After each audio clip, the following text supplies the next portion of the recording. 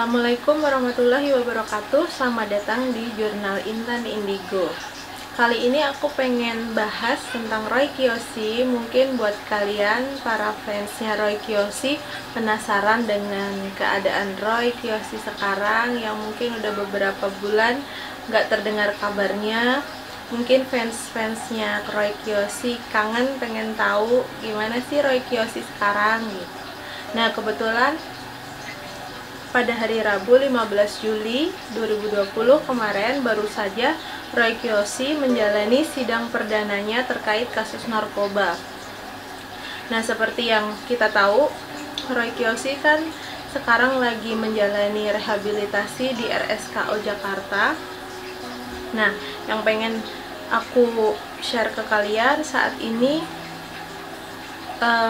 gimana sih saat ini keadaan secara psikis Roy Kiyoshi dari segi indigo.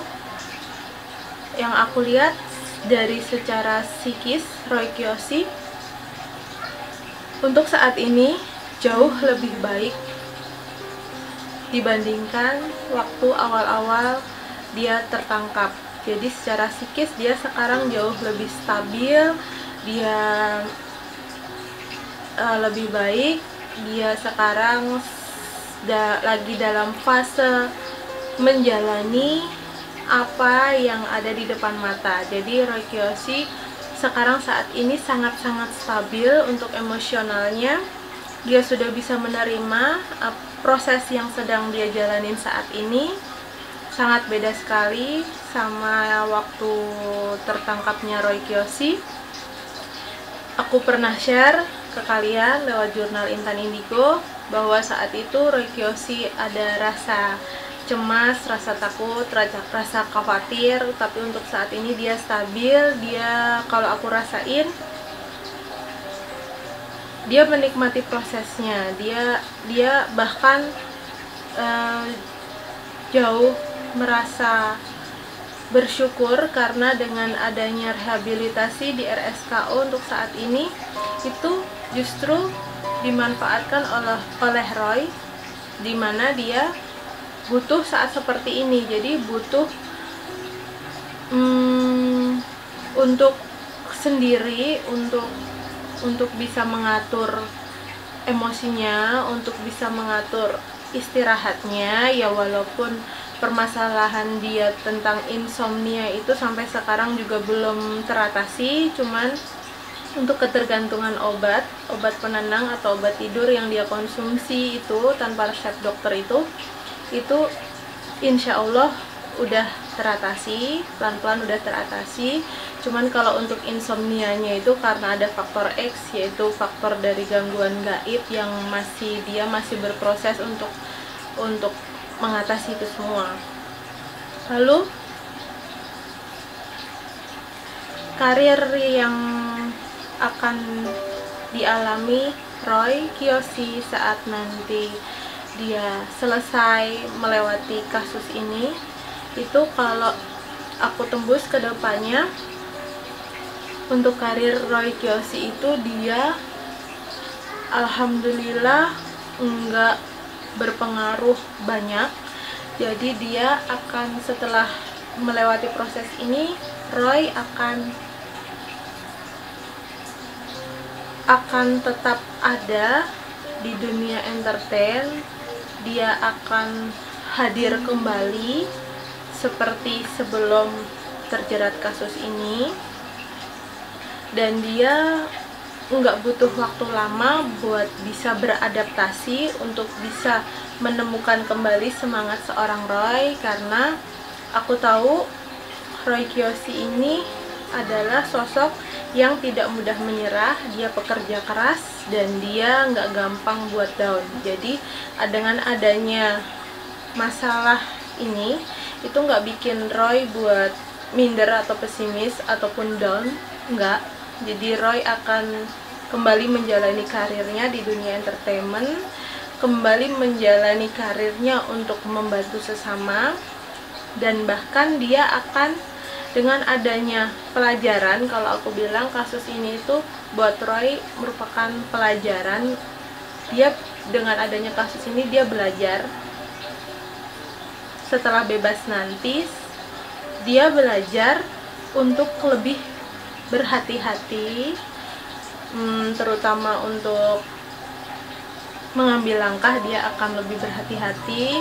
Roy Kiyoshi akan lebih dewasa dibandingkan sebelum adanya kasus ini. Jadi pikiran dia lebih matang dan dia akan bukan pilih-pilih tapi akan selektif untuk berteman. Dia berteman dengan siapa saja tapi dia akan lebih selektif untuk berteman gitu. Jadi dia itu ada perubahan yang dialami Roy setelah melewati kasus ini. Lalu bagaimana sikap fans terhadap Roy saat ini dan nantinya ke depan setelah Roy melewati kasus ini? Kalau yang aku lihat, fans-fansnya Roy Kiyoshi itu cukup solid dan mereka kompak. Banyak orang-orang, terutama fansnya Roy Kiyoshi di luaran sana, itu mereka sangat menyayangi Roy Kiyoshi. Dengan apapun keadaan Roy, kurang lebihnya Roy, ya kalau ada yang nggak suka itu wajar, tapi aku sendiri ngelihat dominan fansnya Roy itu orang-orang yang tulus menyayangi Roy Kiyoshi.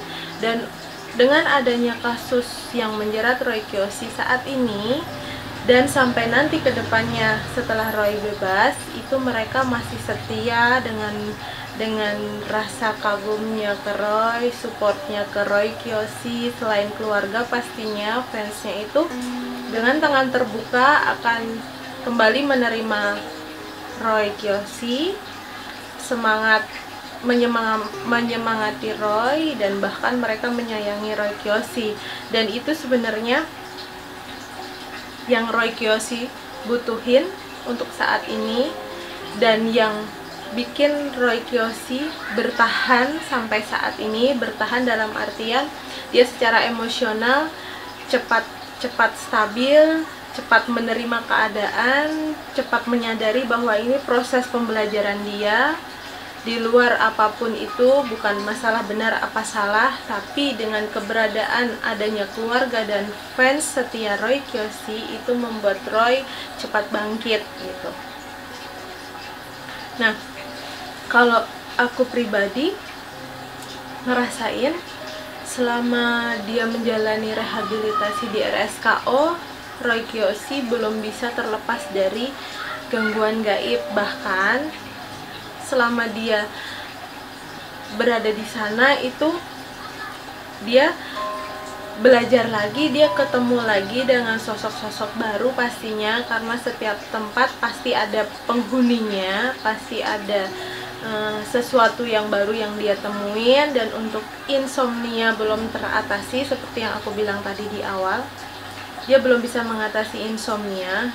Cuman kalau untuk gangguan gaib, dia nggak ada yang berubah dari Roy. Walaupun dia lagi menjalani rehab, dia masih aktif menerima pesan alam, masih aktif menerima vision, masih aktif juga digangguin sama makhluk gaib yang ada di sekitaran dia. Dan berkaitan dengan itu, aku sebagai indigo, aku yang juga merasakan hal yang sama seperti Roy Kiyoshi. Aku paham betul bagaimana rasanya menjadi seorang Roy Kiyoshi. Pesan aku cuman Roy Kiyoshi, aku harap mulai detik ini ataupun nanti setelah melewati fase pembelajaran ini, sebaiknya Roy Kiyoshi bisa lebih memfilter mana yang harus dia terima, vision mana yang harus dia terima, mana yang bisa oke di skip dulu gitu. Itu demi apa? Demi kebaikan Roy Kiyoshi sendiri gitu. Karena itu yang aku lakukan. Jadi nggak semua vision, nggak semua pesan harus diterima mentah kapan saja, karena namanya fisik manusia pasti ada batasan.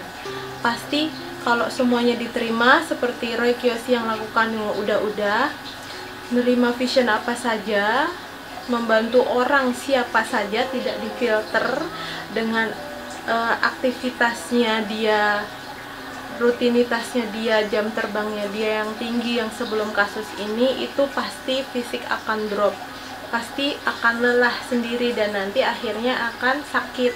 Nah, makanya aku saranin setelah bebas nanti sebaiknya Roykiyoshi bisa memfilter dan bisa lebih hati-hati lagi dalam melangkah, terus lebih bisa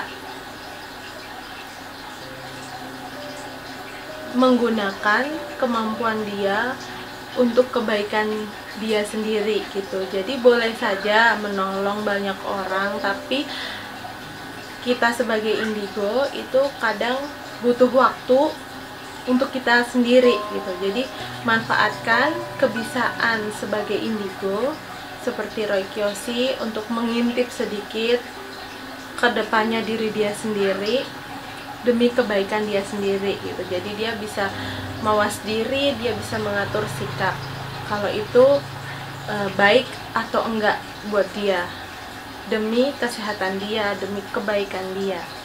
Itu aja pesan aku buat Roykiyoshi, dan semoga kalian fansnya Roykiyoshi bisa sedikit terobati rasa kangennya dengan nanti semoga insya Allah Roykiyoshi bisa hadir kembali menghibur kalian dan support kalian, doa kalian, kasih sayang kalian yang tulus untuk Roykiyoshi itu sangat dibutuhkan oleh Roykiyoshi.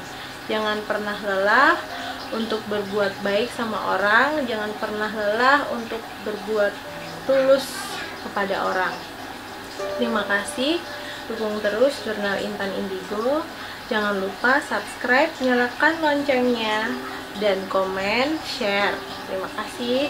Wassalamualaikum warahmatullahi wabarakatuh.